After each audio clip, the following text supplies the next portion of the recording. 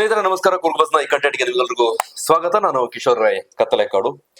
ದೇಶದಲ್ಲಿ ದೊಡ್ಡ ಮಟ್ಟಿಗಿನ ಸುದ್ದಿ ಎಬ್ಬಿಸಿರುವಂತಹ ಈಗಿನ ವಿಚಾರ ಏನು ಅಂತ ಹೇಳಿದ್ರೆ, ಧರ್ಮೇಂದ್ರ ಪ್ರಧಾನ್ ರಾಜೀನಾಮೆ ಕೊಟ್ಟಿರುವಂತದ್ದು. ಕೇಂದ್ರ ಶಿಕ್ಷಣ ಸಚಿವರು ಒಂದು ಹೋರಾಟಕ್ಕೆ ಸಿಕ್ಕಂತಹ ಬಹುದೊಡ್ಡ ಗೆಲುವು, ಜೊತೆಗೆ ಒಂದು ರಾಜಕೀಯ ಪಕ್ಷಕ್ಕೆ ಆದಂತಹ ಸೋಲು ಅಂತ ಅನ್ಕೊಳ್ಬಹುದು, ಅಥವಾ ಹಿನ್ನಡೆ ಅಂತ ಅನ್ಕೋಬಹುದು, ಅಥವಾ ಒಂದು ಸರ್ಕಾರಕ್ಕೆ ಆದಂತಹ ಹಿನ್ನಡೆ ಅಂತ ನಾವು ಭಾವಿಸಬಹುದು. ನಿಮ್ಮನ್ನು ಊಹೆಗೆ ಬಿಟ್ಟಂತದ್ದು. ಆದ್ರೆ ಒಂದು ದೊಡ್ಡ ಸಂಚಲನವನ್ನಂತೂ ಸೃಷ್ಟಿ ಮಾಡಿತ್ತು ಒಂದು ಹೋರಾಟ. ಆ ಹೋರಾಟಕ್ಕೆ ಒಂದು ಗೆಲುವು ಸಿಕ್ಕಿದೆ. ಹಠ ಬಿಡದೆ ಆಗ್ರಹವನ್ನ ಮಾಡ್ತಾ ಇದ್ರು, ಪಟ್ಟು ಹಿಡಿದು ಕುಳಿತಿದ್ರು. ಧರ್ಮೇಂದ್ರ ಪ್ರಧಾನ್ ಅವರು ರಾಜೀನಾಮೆ ನೀಡಬೇಕು ಅನ್ನೋ ಉದ್ದೇಶದಿಂದ. ಇದು ಜೂನ್ 28ರಿಂದ ಈ ಹೋರಾಟ ಶುರುವಾಗಿತ್ತು. ಆರಂಭದಲ್ಲಿ ಕೆಲವೊಂದು ಮಂದಿ ಮಾತ್ರ ಜಂತರ್ ಮಂತರ್ನಲ್ಲಿ ಹೋರಾಟದಲ್ಲಿ ಭಾಗಿಯಾಗಿದ್ರು. ಅದಾದ ನಂತರದಲ್ಲಿ ಕಾಕ್ರೋಚ್ ಜನತಾ ಪಕ್ಷ ಅನ್ನುವಂತಹ ಒಂದು ಪ್ಲಾಟ್ಫಾರ್ಮ್ ಅದಕ್ಕೆ ಅವಕಾಶ ಮಾಡಿಕೊಡ್ತು. ಅದಾದ ನಂತರ ಒಂದಷ್ಟು ಮಂದಿ ಸೇರ್ತಾ ಹೋದ್ರು. ದೇಶಾದ್ಯಂತ ಈ ಹೋರಾಟದ ಕಿಚ್ಚು ಹಬ್ಕೊಳ್ತು. ಅದಾದ ನಂತರ ಸೋನಂ ವಾಂಗ್ಚುಕ್ ಅವರು ಬಂದು ಈ ಹೋರಾಟದಲ್ಲಿ ಸೇರ್ಕೊಂಡ್ರು. ನಿರಂತರ ಉಪವಾಸ ಸತ್ಯಾಗ್ರಹವನ್ನ ಮಾಡಿದ್ರು. ಆ ಸಂದರ್ಭದಲ್ಲಿ ಕೇಂದ್ರ ಸರ್ಕಾರ ಕೂಡ ಇದನ್ನ ಫೇಸ್ ಮಾಡೋದಕ್ಕೆ ಬೇರೆ ಬೇರೆ ರೀತಿಯಾದಂತಹ ಪ್ರಯತ್ನ ಮಾಡಿದ್ವು. ಆಡಳಿತ ಪಕ್ಷದ ಪರವಾಗಿರುವಂತಹ ಅವರ ಬೆಂಬಲಿಗರು ಈ ಹೋರಾಟದ ವಿಚಾರವಾಗಿ ಒಂದಷ್ಟು ವಿಷಯಗಳನ್ನ ಶೇರ್ ಮಾಡ್ಕೊಳ್ತಾ ಇದ್ರು. ಈ ಹೋರಾಟದ ಹಿಂದಿನ ಉದ್ದೇಶ ಏನು, ಯಾರ್ಯಾರ ಕೈವಾಡ ಇದೆ, ಚೀನಾಗೆ ಲಿಂಕ್ ಮಾಡಿದ್ರು, ಜೊತೆಗೆ ಬೇರೆ ಬೇರೆ ಕಡೆಗಳಿಂದ ಈ ಹೋರಾಟವನ್ನ ಹ್ಯಾಂಡಲ್ ಮಾಡಲಾಗ್ತಾ ಇದೆ ಅನ್ನೋ ಆರೋಪಗಳೆಲ್ಲವೂ ಕೂಡ ಬಂದಿತ್ತು. ನಂತರ ಸೋನಂ ವಾಂಗ್ಚುಕ್ ಅವರನ್ನ ಬಲವಂತವಾಗಿ ಆಸ್ಪತ್ರೆಗೆ ಕರೆದೊಯ್ದು ಚಿಕಿತ್ಸೆ ಕೊಡಿಸಲಾಯಿತು. ಈ ಮಧ್ಯದಲ್ಲಿ ಇಲ್ಲಿ ಹೋರಾಟ ಮುಂದುವರಿತಾನೆ ಇತ್ತು. ಸಂಸತ್ ಚಲೋ ಕಾರ್ಯಕ್ರಮವನ್ನು ಕೂಡ ಹಮ್ಮಿಕೊಂಡಿದ್ರು. ಆ ಸಂದರ್ಭದಲ್ಲಿ ಆದಂತಹ ಘಟನಾವಳಿಗಳೆಲ್ಲವೂ ಕೂಡ ಗೊತ್ತೇ ಇದೆ. ಜಲಪಿರಂಗಿಗಳ ಪ್ರಯೋಗ ಆಯ್ತು, ಲಾಠಿ ಚಾರ್ಜ್ ಆಯ್ತು, ಬಲವಂತವಾಗಿ ತಡೆಯುವಂತಹ ಪ್ರಯತ್ನ. ಆ ವಿಚಾರವಾಗಿ ಒಂದಷ್ಟು ಗೊಂದಲಗಳಿದ್ದಾವೆ. ಕಾರಣ ಇಷ್ಟೇ, ಅಲ್ಲಿ ಪೊಲೀಸರು ಸೇನೆಯ ಸೈನಿಕರ ಮೇಲೆ ಕೂಡ ಹಲ್ಲೆಯನ್ನ ಮಾಡ್ಲಿಕ್ಕೆ ಮುಂದಾದ್ರು. ಅಲ್ಲಿ ಬೇರೆ ಬೇರೆಯವರು ಬಂದ್ರು, ಸೇರ್ಕೊಂಡಿದ್ರು ಅನ್ನೋದು ಅದೆಲ್ಲವೂ ಕೂಡ ತನಿಖೆಯಲ್ಲಿ ಗೊತ್ತಾಗ್ಬೇಕಾದಂತಹ ವಿಚಾರ. ನೋಡೋ, ತನಿಖೆ ಆಗ್ಬೋದು ಅನ್ನೋ ನಿರೀಕ್ಷೆ ಇದೆ. ಯಾಕಂದ್ರೆ ಕೇಂದ್ರ ಸರ್ಕಾರ ಇಷ್ಟೆಲ್ಲ ಮಾಡಿದಂತಹ ಸಂದರ್ಭದಲ್ಲಿ ಇದನ್ನ ಅಷ್ಟು ಸುಲಭವಾಗಿ ಬಿಟ್ಟು ಕೊಡ್ಲಿಕ್ಕೆ ತಯಾರಿರ್ಲಿಕ್ಕಿಲ್ಲ. ಹಾಗಾಗಿ ತನಿಖೆ ನಡೀಲಿ. ಇದರ ಹಿಂದೆ ಏನೆಲ್ಲ ಆರೋಪಗಳು ಕೇಳಿ ಬರ್ತಾ ಇದ್ವಲ್ಲ, ಬೇರೆ ಬೇರೆ ಕಡೆಗಳಿಂದ ಹ್ಯಾಂಡಲ್ ಆಗ್ತಾ ಇದೆ, ಜೊತೆಗೆ ಹೊರಗಿನಿಂದೆಲ್ಲ ಬಂದು ಸೇರ್ಕೊಂಡಿದ್ದಾರೆ. ದೇಶದ್ರೋಹಿಗಳು ಇದರಲ್ಲಿ ಸೇರ್ಕೊಂಡು ದೇಶವನ್ನ ಬೇರೆ ಬೇರೆ ರೀತಿಯಾಗಿ ದಿಕ್ಕಿನಲ್ಲಿ ಕೊಂಡೊಯ್ಯೋದಕ್ಕೆ ಪ್ರಯತ್ನ ಆಗ್ತಾ ಇದೆ ಅನ್ನೋ ನಿಟ್ಟಿನಲ್ಲೆಲ್ಲ ಚರ್ಚೆ ಆಗ್ತಾ ಇತ್ತು. ನೋಡುವ, ಅದರ ವಿಚಾರವಾಗಿ ತನಿಖೆ ನಡೆಸ್ತೇವೆ ಅನ್ನೋಂತ ಈಗ ಆಗ್ಲೇ ಡೆಲ್ಲಿ ಪೊಲೀಸರು ತನಿಖೆ ನಡೆಸ್ತಾ ಇದ್ದಾರೆ. ಕೇಂದ್ರ ಸರ್ಕಾರ ಕೂಡ ಈ ವಿಚಾರದಲ್ಲಿ ತನಿಖೆ ಮಾಡಬಹುದು ಅನ್ನೋ ನಿರೀಕ್ಷೆ ಇದೆ. ತನಿಖೆ ನಡೀಲಿ. ಯಾಕೆಂತಂದ್ರೆ ಅಷ್ಟಕ್ಕೆ ಬಿಡಬಾರದು. ಒಂದು ವೇಳೆ ಅದಾಗಿದೆ ಆದಲ್ಲಿ ಅವ್ರಿಗೂ ಕೂಡ ಶಿಕ್ಷೆ ಆಗ್ಲೇಬೇಕಾಗುತ್ತೆ. ಬಟ್ ಒಬ್ಬ ಒಂದು ವಿದ್ಯಾರ್ಥಿ ದೊಡ್ಡ ಸಮೂಹಕ್ಕೆ ಲಕ್ಷಾಂತರ ಮಂದಿ ಹಗಲು ರಾತ್ರಿ ನಿದ್ದೆ ಬಿಟ್ಟು, ಕಣ್ಣಿಗೆ ಎಣ್ಣೆ ಬಿಟ್ಟು ಓದಿ ತಮ್ಮ ಭವಿಷ್ಯದ ಒಂದು ದೊಡ್ಡ ತಿರುವು ಸಿಗುತ್ತೆ ಅನ್ನೋದ್ರ ನಿಟ್ಟಿನಲ್ಲಿ ಪರೀಕ್ಷೆ ಬರ್ತಿರ್ತಾರೆ. ಆ ಸಂದರ್ಭದಲ್ಲಿ ಅವರಿಗೆ ಈ ರೀತಿ ಆದಾಗ ಸಹಜವಾಗಿ ದೊಡ್ಡ ಆಘಾತನೇ ಆಗುತ್ತೆ. ಕೆಲವು ವಿದ್ಯಾರ್ಥಿಗಳು ತಮ್ಮ ಪ್ರಾಣವನ್ನು ಕೂಡ ಕಳ್ಕೊಂಡ್ರು. ಹಾಗಾಗಿ ಅವರಿಗೆ ನ್ಯಾಯ ಸಿಗ್ಬೇಕಾಗುತ್ತೆ. ಜೊತೆಗೆ ತಮ್ಮ ಭವಿಷ್ಯದ ನಿಟ್ಟಿನಲ್ಲಿ ಕನಸನ್ನ ಹೊತ್ತು ಪರೀಕ್ಷೆ ಬರೆದಿದಂತಹ ವಿದ್ಯಾರ್ಥಿಗಳಿಗೆ ನ್ಯಾಯ ಸಿಗ್ಬೇಕಾದಂತ ನಿಟ್ಟಿನಲ್ಲಿ ಸರ್ಕಾರ ಕ್ರಮ ಕೈಗೊಂಡಿದೆ ಅಂತ ಹೇಳ್ತಾ ಇದೆ. ಆಲ್ರೆಡಿ ಪ್ರಕರಣದಲ್ಲಿ ಯಾರೆಲ್ಲ ಶಾಮೀಲಾಗಿದ್ದಾರೆ ಅವ್ರನ್ನ ಅರೆಸ್ಟ್ ಮಾಡಿದ್ದೇವೆ ಇತ್ಯಾದಿ ಇತ್ಯಾದಿ ಎಲ್ಲ ಹೇಳ್ತಾ ಇದ್ದಾರೆ. ಅದು ಒಂದು ಭಾಗ. ಅದರ ಆಚೆಗೆ ದೊಡ್ಡ ಜವಾಬ್ದಾರಿ ಕೇಂದ್ರ ಸರ್ಕಾರಕ್ಕೆ ಇತ್ತು, ಜೊತೆಗೆ ಶಿಕ್ಷಣ ಸಚಿವರಿಗೂ ಕೂಡ ಇತ್ತು. ಯಾಕಂದ್ರೆ ಒಂದು ಇಲಾಖೆಗೆ ಸಚಿವರನ್ನ ನೇಮಕ ಮಾಡೋದು, ಆ ಇಲಾಖೆಯ ಸಂಪೂರ್ಣ ಹೊಣೆಗಾರಿಕೆ ಅವರ ಮೇಲೆ ಇರುತ್ತೆ. ಅದು ಈ ಕೃತ್ಯದಲ್ಲಿ ಅಧಿಕಾರಿಗಳು ಭಾಗಿಯಾಗಿದ್ರು ಕೂಡ ಒಬ್ಬ ಸಚಿವ ಅಂದಾಕ್ಷಣ ಆತನಿಗೆ ಸಂಪೂರ್ಣ ಹೊಣೆಗಾರಿಕೆಯನ್ನ ಹೊರಬೇಕಾಗುತ್ತೆ. ಬಹುಶಃ ಇಷ್ಟುವರೆಗೆ ಅದನ್ನ ಹಗ್ಗ ಜಗ್ಗಾಟದ ರೀತಿಯಲ್ಲಿ, ತಿಕ್ಕಾಟದ ರೀತಿಯಲ್ಲಿ ಎಳೆಯಬೇಕಾಗಿತ್ತ ಅನ್ನುವಂತಹ ಪ್ರಶ್ನೆ ಕೂಡ ಕಾಡುತ್ತೆ. ತಿಂಗಳ ಹೋರಾಟಕ್ಕೆ ಅವಕಾಶ ಮಾಡಿಕೊಡ್ಬೇಕಾಗಿತ್ತ ಅಂತ ಆರಂಭದಲ್ಲೇ ಸರ್ಕಾರ ಎಚ್ಚೆತ್ತುಕೊಂಡಿದ್ರೆ ಅಥವಾ ಆಸಕ್ತಿ ವಹಿಸಿದ್ರೆ, ರಾಜೀನಾಮೆಯನ್ನ ಕೊಡಿಸುವ ನಿಟ್ಟಿನಲ್ಲಿ ಮುಂದಾಗಿದ್ದಿದ್ರೆ ಎಷ್ಟು ಸುದೀರ್ಘ ಚಟಾಪಟಿಗೆ ಅವಕಾಶ ಆಗ್ತಾ ಇರಲಿಲ್ಲ. ಜೊತೆಗೆ ಕೇಂದ್ರ ಸರ್ಕಾರದ ವಿರುದ್ಧ ಕೂಡ ಒಂದು ನೆರೇಷನ್ ಬಿಲ್ಡ್ ಆಯ್ತು, ಅದಕ್ಕೂ ಕೂಡ ಅವಕಾಶ ಆಗ್ತಾ ಇರಲಿಲ್ಲ.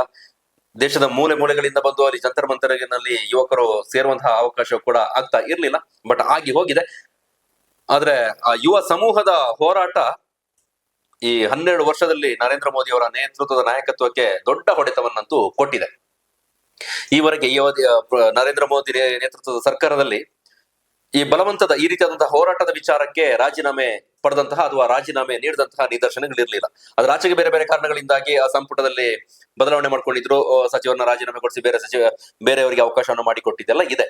ಆದ್ರೆ ಒಂದು ದೊಡ್ಡ ಜನಾಗ್ರಹಕ್ಕೆ, ಯುವ ಸಮೂಹದ ಆಗ್ರಹಕ್ಕೆ, ಯುವ ಸಮೂಹದ ಒತ್ತಡಕ್ಕೆ ಮಣಿದು ರಾಜೀನಾಮೆ ಕೊಟ್ಟಿದ್ದು ಈ ಸರ್ಕಾರಕ್ಕೆ ಇದೆ ಮೊದಲು. ಹಾಗಾಗಿ ದೊಡ್ಡ ಹೊಡೆತ ಇದು ಸರ್ಕಾರಕ್ಕೆ.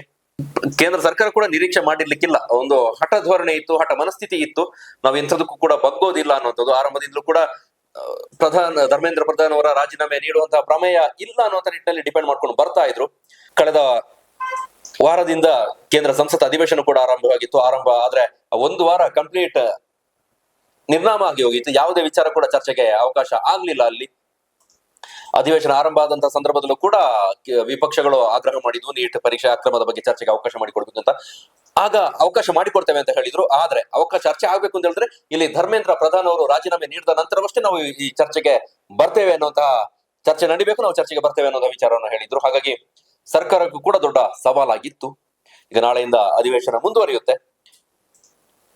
ರಾಜೀನಾಮೆ ಕೊಟ್ಟಿದ್ದಾರೆ. 2 ಪುಟದ ಸುದೀರ್ಘ ರಾಜೀನಾಮೆಯನ್ನ ಪ್ರಧಾನಮಂತ್ರಿ ಅವರಿಗೆ ಧರ್ಮೇಂದ್ರ ಪ್ರಧಾನ್ ಅವರು ನೀಡಿದ್ದಾರೆ. ಇಲ್ಲಿ ರಾಜೀನಾಮೆ ಕೊಟ್ಟಿದ್ದಾರೆ ಅನ್ನೋದಕ್ಕಿಂತ ರಾಜೀನಾಮೆಯನ್ನ ಪಡೆದಿದ್ದಾರೆ ಅಂತಾನೆ ನಾವು ಭಾವಿಸಬೇಕಾಗುತ್ತೆ. 2 ಪುಟದಲ್ಲಿ ಅನೇಕ ವಿಚಾರಗಳನ್ನ ಉಲ್ಲೇಖ ಮಾಡಿದ್ದಾರೆ. ಯುವ ಸಮೂಹದ ಕುರಿತಾಗಿ ತನ್ನ ಮಾತನ್ನ, ಅಂಶಗಳನ್ನ ಉಲ್ಲೇಖ ಮಾಡಿ, ಯುವ ಜನತೆಯ ಕುರಿತಾದಂತಹ ಕಾಳಜಿಯಿಂದಾಗಿ ನಾನು ರಾಜೀನಾಮೆಯನ್ನ ಕೊಡ್ತಾ ಇದ್ದೇನೆ ಅಂತ. ಅವರಿಗೆ ಇಲ್ಲಿ 2 ಅವಕಾಶ ಇತ್ತು ರಾಜೀನಾಮೆ ಕೊಡೋದು ಅಂತ ಹೇಳಿದ್ರೆ.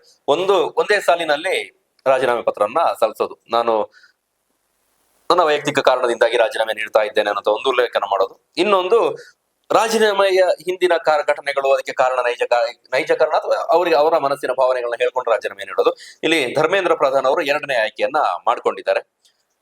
ತನ್ನ ರಾಜಕೀಯ ಇತಿಹಾಸ, ಬೆಳೆದು ಬಂದ ಹಾದಿ, ಈ ಶಿಕ್ಷಣ ಇಲಾಖೆಯ ಜವಾಬ್ದಾರಿ ವಹಿಸಿಕೊಂಡ ನಂತರ ಏನೆಲ್ಲ ಮಾಡದೆ, ಖಂಡಿತ ಮಾಡಿದ್ದಾರೆ, ಇಲ್ಲ ಅಂತಲ್ಲ. ಆದ್ರೆ ಈ ಒಂದು ವಿಚಾರಕ್ಕಾಗಿ ಅವರು ಇನ್ನು ಮಾಡಿದನೆಲ್ಲವೂ ಕೂಡ ಇದರ ಒಂದು ವಿಚಾರದಲ್ಲಿ ಮರೆ ಆಗ್ಬಾರ್ದು ಕೂಡ ಅನೇಕ ರೀತಿಯ ಸುಧಾರಣೆಗಳನ್ನ ಮಾಡಿದ್ದಾರೆ. ಬಟ್ ಅವರ ಎಲ್ಲಾ ಸುಧಾರಣೆಗಳನ್ನ ಮಣ್ಣು ಪಾಲು ಮಾಡಿ ಹಾಕಿದ್ದು ಈ ನೀಟ್ನಲ್ಲಿ ನಡೆದಂತಹ ಅಕ್ರಮ. ಯುವಜನತೆ ಓದಿನಲ್ಲೆಲ್ಲ ಆಸಕ್ತಿ ವಹಿಸ್ಕೊಳ್ಬೇಕು, ಆ ವಿಚಾರವಾಗಿ ಮೆನ್ಷನ್ ಮಾಡಿದ್ದಾರೆ. ಜೊತೆಗೆ ಈ ಹೋರಾಟವನ್ನು ಕೂಡ ಅವರು ಮೆನ್ಷನ್ ಮಾಡಿ ಏನ್ ಹೇಳಿದ್ದಾರೆ ಅಂತ ಹೇಳಿದ್ರೆ, ಹೋರಾಟ ದಿಕ್ಕು ತಪ್ತಾ ಇದೆ, ದೇಶ ವಿರೋಧಿ ಚಟುವಟಿಕೆಗಳಿಗೆ ಇದನ್ನ ಬಳಸ್ಕೊಳ್ತಾ ಇದ್ದಾರೆ ಅನ್ನುವಂತಹ ಅಂಶವನ್ನು ಕೂಡ ಮೆನ್ಷನ್ ಮಾಡಿದ್ದಾರೆ. ಹಾಗಾಗಿ ನಾನು ರಾಜೀನಾಮೆಯನ್ನ ಕೊಡ್ತಾ ಇದ್ದೇನೆ ಅನ್ನುವಂತಹ ವಿಚಾರವನ್ನ ಮೆನ್ಷನ್ ಮಾಡಿದ್ದಾರೆ. ಪ್ರಧಾನಿ ಅವರಿಗೆ ಕಳಿಸಿ ಕೊಟ್ಟಿದ್ದಾರೆ. ನಾವು ಕಳೆದ 3 ದಿನದಿಂದ ಒಂದಷ್ಟು ಡೆವಲಪ್ಮೆಂಟ್ಗಳು ಕೇಂದ್ರದಲ್ಲಿ ಆಗ್ತಾ ಇದ್ವು. ಹೋರಾಟ ನಡೀತಾ ಇತ್ತು. ಸೋನಂ ವಾಂಗ್ಚುಕ್ ಅವರನ್ನ ಕೇಂದ್ರ ಸಚಿವರುಗಳು ಭೇಟಿಯಾಗಿ ಅವರ ಉಪವಾಸ ಸತ್ಯಾಗ್ರಹವನ್ನ ಕೊನೆಗಾಣಿಸಿದ್ರು. ಅವರ ಬೇಡಿಕೆಗಳನ್ನ ಈಡೇರಿಸ್ತೇವೆ ಅನ್ನೋಂತಹ ಭರವಸೆಗಳನ್ನ ಕೊಟ್ಟಿದ್ರು. ಆ ಸಂದರ್ಭದಲ್ಲೂ ಕೂಡ ಈ ಧರ್ಮೇಂದ್ರ ಪ್ರಧಾನ್ ಅವರ ರಾಜೀನಾಮೆ ವಿಚಾರ ಬರಲಿಲ್ಲ. ಸೋನಂ ವಾಂಗ್ಚುಕ್ ಅವರನ್ನ ಭೇಟಿ ಮಾಡಿ ಅವರ ಉಪವಾಸ ಸತ್ಯಾಗ್ರಹವನ್ನ ಕೊನೆಗೊಳಿಸಿದ್ರಲ್ಲ, ಆಗ ಈ ವಿಚಾರ ಬರಲಿಲ್ಲ. ಅಲ್ಲಿ ಈ ಕೇಸನ್ನ ಹಿಂಪಡಿತೇವೆ, ಜೊತೆಗೆ ಕೇಸ್ ಹಿಂಪಡಿತೇವೆ ಅಂತ ಹೇಳಿದ್ರೆ ಅಲ್ಲಿ ಆದಂತಹ ಸಂಘರ್ಷದ ಸಂದರ್ಭ, ಹೋರಾಟದ ಸಂದರ್ಭ ಅನೇಕರ ಮೇಲೆ ಕೇಸ್ ಹಾಕೊಂಡಿದ್ದೇವೆ, ಹಾಕಿದ್ದಾರೆ ಪೊಲೀಸರು. ಅದನ್ನ ಹಿಂಪಡಿತೇವೆ ಅನ್ನುವಂತಹ ಒಂದು ಭರವಸೆಯನ್ನ ಕೊಟ್ಟಿದ್ರು. ಅದರ ಜೊತೆಗೆ ಈ ಸಂತ್ರಸ್ತ ವಿದ್ಯಾರ್ಥಿಗಳಿಗೆ ಪರಿಹಾರ ಕೊಡುವಂತ ವಿಚಾರವನ್ನ ಮೆನ್ಷನ್ ಮಾಡಿದ್ರು. ಆದ್ರೆ ಈ 3ನೇ ಅಂಶ ಏನಿತ್ತು, ಧರ್ಮೇಂದ್ರ ಪ್ರಧಾನ್ ಅವರ ರಾಜೀನಾಮೆ ಪಡೆಯೋದು, ಅದನ್ನ ಸೋನಂ ವಾಂಗ್ಚುಕ್ ಅವರ ಎದುರಾದಂತಹ ಮಾತುಕತೆಯಲ್ಲಿ ಪ್ರಸ್ತಾಪ ಇರ್ಲಿಲ್ಲ. ಆದ್ರೂ ಅವರು ಇದನ್ನ ಅವರ ಸತ್ಯಾಗ್ರಹವನ್ನ ಹಿಂಪಡೆದಿದ್ರು. ಅವರು ಕೂಡ ಒಂದು ಬಹಿರಂಗ ವಿಚಾರವನ್ನ ಬಹಿರಂಗಪಡಿಸ್ಕೊಂಡಿದ್ರು. ಈ ಹೋರಾಟ ದಿಕ್ಕು ತಪ್ತಾ ಇದೆ, ಆ ನಿಟ್ಟಿನಲ್ಲಿ ನಾನು ನನ್ನ ಸತ್ಯಾಗ್ರಹವನ್ನ ಹಿಂಪಡಿತಾ ಇದ್ದೇನೆ ಅನ್ನುವಂತಹ ವಿಚಾರವನ್ನ ಹೇಳಿದ್ರು. ಆದ್ರೆ ಅದಾದ ನಂತರ ಈ ಹೋರಾಟದಲ್ಲಿ ಭಾಗಿಯಾದಂತಹ ಯುವ ಸಮೂಹ, ಸಿಜೆಪಿ ಅವರು ಸೋನಂ ವಾಂಗ್ಚುಕ್ ಅವರ ವಿರುದ್ಧವೇ ವಲಯದಿಂದ ಮಾತುಗಳು ಕೇಳಿ ಬರ್ತಾ ಇದ್ವು. ಸೋನಂ ವಾಂಗ್ಚುಕ್ ಅವರು ಒಂದು ಪ್ಯಾಕೇಜ್ಗೆ ಒಳಪಟ್ಟು ಇದಾಗಿದ್ದಾರೆ, ಅಲ್ಲಿ ಬೇರೆ ವ್ಯವಹಾರ ಆಗಿದೆ, ಕೇಂದ್ರ ಸರ್ಕಾರ ಅವ್ರನ್ನ ಬೇರೆ ರೀತಿ ಬಳಸ್ಕೊಂಡಿದೆ ಅನ್ನೋಂತ ಎಲ್ಲ ಮಾತುಗಳು ಬಂದಿದ್ವು. ಇವತ್ತು ಬೆಳಗ್ಗೆ ಅವರು ಅದಕ್ಕೆ ಪ್ರತಿಕ್ರಿಯೆಯನ್ನು ಕೊಟ್ಟು, ನನ್ನ ಹೋರಾಟದ ಬಗ್ಗೆ ನಾನು ಸಾಬೀತುಪಡಿಸುವ ಅಗತ್ಯ ಇಲ್ಲ, 26 ದಿನ ಉಪವಾಸ ಸತ್ಯಾಗ್ರಹ ಮಾಡಿದ್ದೇನೆ, ನನ್ನ ದೇಹ ತುಂಬಾನೇ ಬಳಲಿದೆ, ನಾನು ಮತ್ತೆ ಜನರೆದುರು ಸಾಬೀತುಪಡಿಸುವ ಅನಿವಾರ್ಯತೆ ಇಲ್ಲ, ಬಟ್ ನನ್ನ ಮೇಲೆ ಈ ರೀತಿ ಆರೋಪ ಮಾಡ್ತಾ ಇರೋದು ನನಗೆ ನೋವು ತರಿಸಿದೆ ಅನ್ನೋಂಥ ವಿಚಾರವನ್ನ ಹೇಳಿದ್ರು. ಆದ್ರೆ ಇಲ್ಲಿ ಸಿಜೆಪಿ ಜೊತೆಗೆ ಅಲ್ಲಿ ಹೋರಾಟಗಾರರು ಆಗ್ರಹವನ್ನ ಇಟ್ಟಿದ್ದು, ಜೊತೆಗೆ ದೇಶಾದ್ಯಂತ ಕರೆ ನೀಡಿದ್ದು ಹೋರಾಟಕ್ಕೆ ಧರ್ಮೇಂದ್ರ ಪ್ರಧಾನ್ ರಾಜೀನಾಮೆ ಕೊಡಬೇಕು, ಅವ್ರು ರಾಜೀನಾಮೆ ಕೊಡದ ಹೊರತು ನಮ್ಮ ಹೋರಾಟ ಹಿಂದಕ್ಕೆ ಸರಿಯುವ ವಿಚಾರವೇ ಇಲ್ಲ ಅಂತ ಹೇಳಿದ್ರು. ಜೊತೆಗೆ ನಾವು ಸರ್ಕಾರ ಜೊತೆಗೆ ಮಾತುಕತೆಗೆ ಬರ್ಬೇಕು ಅಂತ ಹೇಳಿದ್ರು ಕೂಡ ಅವರ ರಾಜೀನಾಮೆ ಬೇಕು ಅನ್ನುವಂತ ವಿಚಾರವನ್ನ ಹೇಳ್ಕೊಂಡಿದ್ರು. ಫೈನಲಿ ಇವತ್ತು ಶನಿವಾರ ಮಧ್ಯಾಹ್ನ ಧರ್ಮೇಂದ್ರ ಪ್ರಧಾನ್ ರಾಜೀನಾಮೆ ಕೊಟ್ಟಿದ್ದಾರೆ. ಮುಂದಿನ ಹೋರಾಟ ಏನಾಗಿರುತ್ತೆ ಅನ್ನೋದು ಕೂಡ ಪ್ರಶ್ನೆ ಇರುತ್ತೆ. ಸಹಜವಾಗಿ ನಾಳೆಯಿಂದ ಅಲ್ಲಿ ಸಂಸತ್ ಅಧಿವೇಶನ ನಡೆಯುತ್ತೆ. ಅಲ್ಲಿ ಈ ವಿಚಾರವಾಗಿ ಚರ್ಚೆ ನಡೀಬಹುದು ಅನ್ನುವಂತಹ ನಿರೀಕ್ಷೆ ಇಡಬಹುದು ನಾವು, ಯಾಕಂದ್ರೆ ವಿಪಕ್ಷಗಳ ಆಗ್ರಹ ಕೂಡ ಇದೇ ಆಗಿತ್ತು. ಹಾಗಾಗಿ ಅಲ್ಲಿ ಮುಂದುವರಿಬಹುದು. ಆದ್ರೆ ಈ ಯುವಕರ ಹೋರಾಟದ ವೇದಿಕೆ ಯಾವ ರೀತಿಯಾಗಿ ಮುಂದಿನ ಹೆಜ್ಜೆಗಳು ಇರ್ತವೆ, ಮುಂದಿನ ನಡೆ ಏನಿರುತ್ತೆ ಅನ್ನೋದು ಪ್ರಶ್ನೆ ಇದೆ. ಈಗ ಕೇಂದ್ರದ ಜೊತೆಗೆ ಮಾತುಕತೆ ಕೂಡ ನಡೆಯುತ್ತೆ. ಆ ಸಂದರ್ಭದಲ್ಲಿ ಅವರು ಹೋರಾಟವನ್ನ ಸಂಪೂರ್ಣ ಹಿಂಪಡಿತಾರಾ ಅಥವಾ ಬೇರೆ ಏನಾದ್ರೂ ಡಿಮಾಂಡ್ ಇಡ್ತಾರ ಅನ್ನೋದು ಕೂಡ ಈಗ ಪ್ರಶ್ನೆಯಾಗಿ ಕಾಡ್ತಾ ಇದೆ. ಗೊತ್ತಿಲ್ಲ ಏನ್ ಮಾಡ್ತಾರೆ ಅನ್ನೋದು. ಇಲ್ಲಿ ಕೇಂದ್ರಕ್ಕೆ 2 ಆಪ್ಷನ್ ಇತ್ತು. ಒಂದು ಸಂಪುಟ ವಿಸ್ತರಣೆ ನೆಪ ಅಥವಾ ಅವರಿಗೆ ಬೇರೆ ಒಂದು ಖಾತೆಯನ್ನ ಕೊಟ್ಟು ಮುಂದುವರಿಸುವಂತ ಅವಕಾಶ. ಆದ್ರೆ ಆ ಅವಕಾಶಕ್ಕೂ ಕೂಡ ಇವರು ಆಕ್ಷೇಪವನ್ನ ವ್ಯಕ್ತಪಡಿಸಿದ್ರು. ಅವ್ರನ್ನ ಇಲ್ಲಿ ರಾಜೀನಾಮೆ ಪಡೆದು ಬೇರೆ ಒಂದು ಖಾತೆಯನ್ನ ಕೊಡೋದಕ್ಕೂ ಕೂಡ ನಮ್ಮ ವಿರೋಧ ಇದೆ. ಅವರು ಕಂಪ್ಲೀಟ್ ಆಗಿ ರಾಜೀನಾಮೆ ನೀಡಲೇಬೇಕು ಅನ್ನೋಂತಹ ಆಗ್ರಹ ಇತ್ತು. ಹಾಗಾಗಿ ಕೇಂದ್ರ ಸರ್ಕಾರ ಈಗ ಸದ್ಯಕ್ಕೆ ಅವ್ರನ್ನ ರಾಜೀನಾಮೆ ಕೊಡಿಸಿದೆ.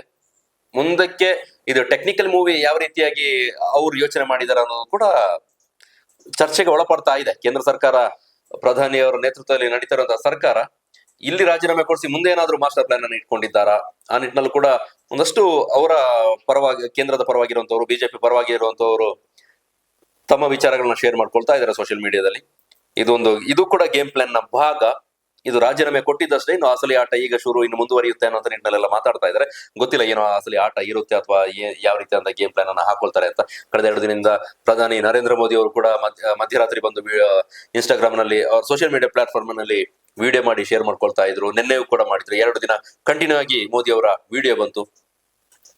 ಹಾಗಾಗಿ ಒಂದಷ್ಟು ಬದಲಾವಣೆ, ಯುವ ಸಮೂಹದ ಜನಾಗ್ರಹ ಒತ್ತಡಕ್ಕೆ ಕೇಂದ್ರ ಸರ್ಕಾರ ಕೂಡ ತನ್ನ ಸಾಂಪ್ರದಾಯಿಕ ಪದ್ಧತಿಯಿಂದ ಒಂಚೂರು ತಿರುಗಿ ಆಧುನಿಕ ವ್ಯವಸ್ಥೆಯತ್ತ ಕೂಡ ಸಾಕ್ತಾ ಇದೆ. ಜೊತೆಗೆ ಯುವಕರ ಬೇಡಿಕೆಗೂ ಕೂಡ ಮನ್ನಣೆ ಕೊಡ್ತಾ ಇದೆ ಅನ್ನೋದಕ್ಕೆ ಒಂದು ಸೂಚನೆ. ಬಟ್ ಆ ಮನ್ನಣೆ ಕೊಡೋದು ಇಷ್ಟು ಅವಕಾಶ, ಇಷ್ಟು ಒಂದು ಸುದೀರ್ಘಾವಧಿ ಬೇಕಾಗಿತ್ತ ಅನ್ನೋದು ಕೂಡ ದೊಡ್ಡ ಪ್ರಶ್ನೆ. ನೋಡೋಣ ಮುಂದಿನ ನಡೆ ಏನಾಗಿರುತ್ತೆ ಕಾಕ್ರೋಚ್ಗಳದ್ದು. ಜೊತೆಗೆ ಕೇಂದ್ರ ಸರ್ಕಾರ 3ನೇ ಬಾರಿಗೆ ಸತತವಾಗಿ ಅಧಿಕಾರದಲ್ಲಿದೆ. ಈ 3ನೇ ಬಾರಿ ಇಷ್ಟು ಅವಧಿಯಲ್ಲಿ ದೊಡ್ಡ ಒಂದು ಹೊಡೆತ ಕೇಂದ್ರ ಸರ್ಕಾರಕ್ಕೆ ಸಿಕ್ಕಿದೆ. ಇದನ್ನ ಯಾವ ರೀತಿ ಅವರು ಫೇಸ್ ಮಾಡ್ಕೊಂಡು ಮುಂದಕ್ಕೆ ಹೋಗ್ತಾರೆ? ವಿಪಕ್ಷಗಳಿಗೆ ದೊಡ್ಡ ಅಸ್ತ್ರ ಸಿಕ್ಕಿದೆ. ನಾವು ಹಿಂದೆ UPI ಇದ್ದಂತ ಸಂದರ್ಭದಲ್ಲಿ ಹಲವು ಹಗರಣಗಳನ್ನ ಇಟ್ಕೊಂಡು ಬಿಜೆಪಿ ಅವರು ಹೋರಾಟ ಮಾಡ್ತಾ ಇದ್ರಲ್ಲ, ಈಗ ಇವರಿಗೆ ದೊಡ್ಡ ಅಸ್ತ್ರ ಸಿಕ್ಕಿದೆ. ನೀಟ್ ಪರೀಕ್ಷೆಯ ಅಕ್ರಮದಲ್ಲಿ ಒಬ್ಬ ಸಚಿವರ ರಾಜೀನಾಮೆಯನ್ನ ಪಡೆದಂತಹ ವಿಚಾರವನ್ನ ಇಟ್ಟುಕೊಂಡು ಖಂಡಿತವಾಗಿ ವಿಪಕ್ಷಗಳಂತೂ ಇದನ್ನ ಬಿಡೋದಿಲ್ಲ. ಮುಂದಿನ ಚುನಾವಣೆಯಲ್ಲೂ ಕೂಡ ಪ್ರಮುಖ ಅಸ್ತ್ರವಾಗಿ ಬಳಸ್ಕೊಂಡ್ರು ಹೇಳೋದಕ್ಕಾಗೋದಿಲ್ಲ, ಬಳಸ್ಕೊಳ್ತಾರೆ ಅವರು. ಬಟ್ ಸದ್ಯಕ್ಕೆ ಇದಿಷ್ಟು ವಿಚಾರ. ರಾಜಕೀಯ ಬೆಳವಣಿಗೆಗಳು ಒಂದಷ್ಟು ಆಗ್ಬಹುದು ಕೇಂದ್ರದಲ್ಲಿ. ಜೊತೆಗೆ ಈ ಹೋರಾಟದ ಮುಂದಿನ ಹಾದಿ ಏನಿರುತ್ತೆ ಅನ್ನೋದು ಕೂಡ ದೊಡ್ಡ ಪ್ರಶ್ನೆ ಕಾಡ್ತಾ ಇದೆ. ಆ ಕುರಿತಾದ ಅಪ್ಡೇಟ್ ಬಂದಾಗ ನಿಮ್ ಜೊತೆಗೆ ಹಂಚ್ಕೊಳ್ತೇನೆ. ಥ್ಯಾಂಕ್ ಯು ಕಂಟೆಂಟ್ ನೋಡಿದಕ್ಕಾಗಿ. ಆರಂಭದಲ್ಲಿ ಹೇಳ್ಬೇಕಾಗಿದೆ, ನೀವೇನಾದ್ರೂ ಫಸ್ಟ್ ಟೈಮ್ ನಮ್ಮನ್ನ ಸಬ್ಸ್ಕ್ರೈಬ್ ಮಾಡದೆ ನೋಡ್ತಾ ಇದ್ರೆ ಸಬ್ಸ್ಕ್ರೈಬ್ ಮಾಡ್ಕೊಳ್ಳಿ. ಪಕ್ಕದಲ್ಲಿ ಜಾಯ್ನ್ ಆಪ್ಷನ್ ಇದೆ, ಜಾಯ್ನ್ ಆಗಿ ನಮ್ಮ ಮಾತಾಡೋದ ಸದಸ್ಯತ್ವವನ್ನು ಪಡ್ಕೊಳ್ಬಹುದು. ಹಾಗೆ ಬೆಲ್ ಬಟನ್ ನ ಕ್ಲಿಕ್ ಮಾಡ್ಕೊಳ್ಳಿ. ನಮ್ಮ ಕಂಟೆಂಟ್ಗಳು ನಿಮಗೆ ರೆಗ್ಯುಲರ್ ಆಗಿ ಅಪ್ಡೇಟ್ ಆಗ್ತಾ ಇರ್ತವೆ. ಹಾಗೆ ಇನ್ಸ್ಟಾಗ್ರಾಮ್, ಫೇಸ್ಬುಕ್ ನಲ್ಲೂ ಕೂಡ ನಮ್ಮನ್ನ ಫಾಲೋ ಮಾಡಿ, ಸಪೋರ್ಟ್ ಮಾಡಿ ಅಂತ ಕೇಳ್ತಾ thank you very much. Bye.